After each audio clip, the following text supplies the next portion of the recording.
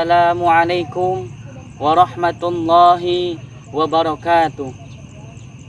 Bismillah, alhamdulillah, wassalatu wassalamu ala nabiyya wa rasulah Sayyidina wa maulana Muhammad ibn Abdullah.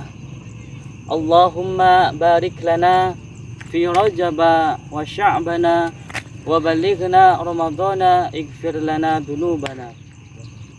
Qala Allah Ta'ala fi kitabihil karim, a'udzu billahi minasyaitonir rajim. Rabbi shrah li sadri wa yassir li amri wahlul 'uqdatam min lisani yafqahu qawli. Wa qala aidan bismillahirrahmanirrahim. Ya ayyuhalladzina amanu kutiba alaikumus siyamu kama kutiba alal ladzina min qablikum la'allakum tattaqun. Al-ayah, sadaqallahul azim. Wa qala nabiyyu sallallahu alaihi wasallam, man shoma ramadhana imanan wa ihtisaban ghufira lahu ma taqaddama min dambi. Al-hadis. Amma ba'du. Kaum muslimin rahimakumullah, pertama marilah kita panjatkan syukur kepada Allah yang Maha Ghafur. Kita panjatkan puja dan puji kepada Allah yang Maha Kuasa dan yang Maha Suci. Karena atas rahmat dan hidayahnya, alhamdulillah kita masih bisa melaksanakan segala aktivitas kita dalam beribadah kepada Allah Subhanahu wa Ta'ala. Salawat ma'assalam tak lupa selalu tercurah limpahkan kepada baginda kita Nabi Agung Muhammad sallallahu alaihi wasallam. Semoga kita semua termasuk dalam golongan umatnya dan mendapatkan syafaatnya di yaumil qiyamah nanti. Amin ya rabbal alamin. Kaum muslimin rahimakumullah, sekarang ini dunia tengah dilanda musibah wabah penyakit yang dinamakan virus corona. Sesungguhnya virus ini adalah makhluk kecilnya Allah Subhanahu wa Ta'ala yang tidak bisa kita lihat secara kasat mata, yang Allah turunkan ke muka bumi ini untuk memberi peringatan kepada kita semua. Kita yang seakan-akan semakin jauh pada hidayah Allah Subhanahu wa Ta'ala, kita yang seakan-akan semakin lalai dari perintah Allah dan gemar melakukan larangan Allah Subhanahu wa Ta'ala. Musibah ini telah memakan banyak korban jiwa, ratusan bahkan ribuan.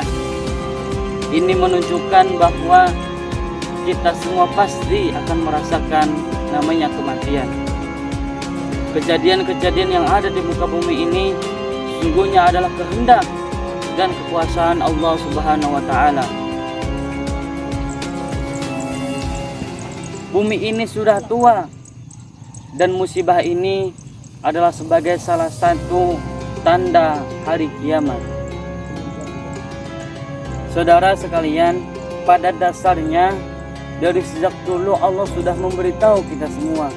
Allah sudah menceritakan dalam firman-Nya kepada hambanya, menjelaskan betapa dahsyatnya hari kiamat. Namun hambanya yang sudah dibutakan akan dunia ini seakan-akan lupa akan hal itu. Kemarin nih, selain musibah virus ini, Gunung Anak Krakatau baru juga batuk-batuk.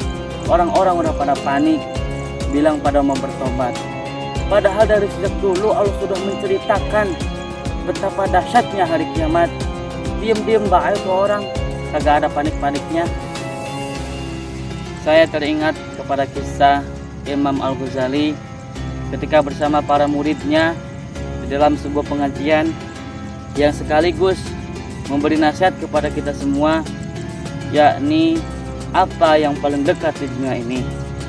Kata Imam Al-Ghazali, yang paling dekat di dunia ini adalah kematian. Allah merahasiakan 3 hal tentang kematian. Yang pertama, kapan kita akan menemui kematian?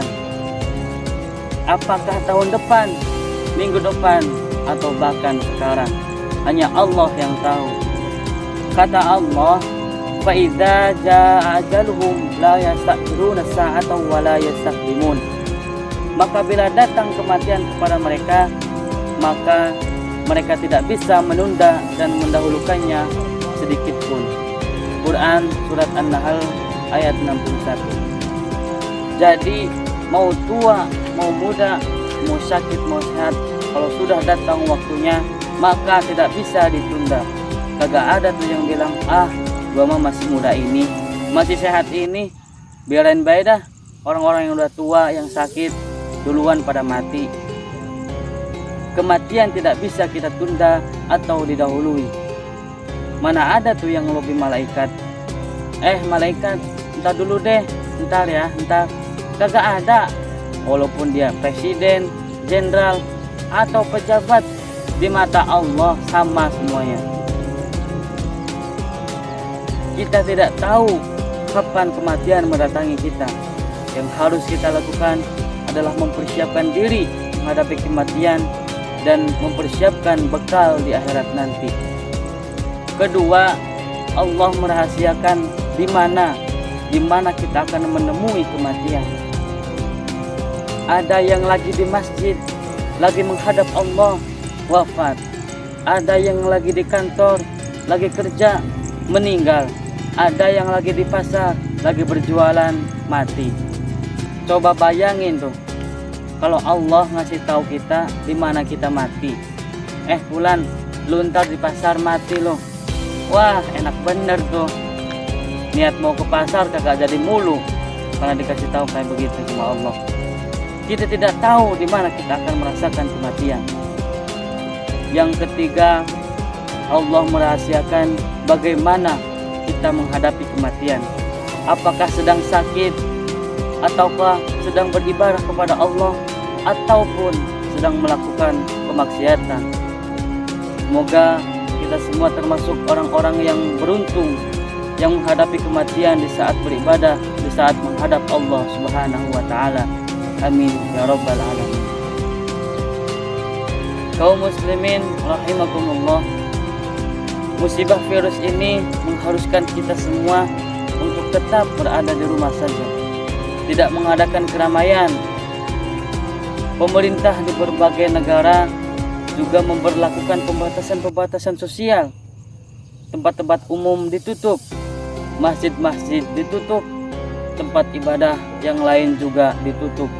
Tetapi sayangnya ada saja kelakuan manusia yang menjadikan kesempatan ini untuk bermalas-malasan dalam beribadah.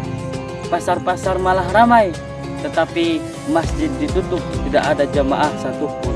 Sungguh Masya Allah.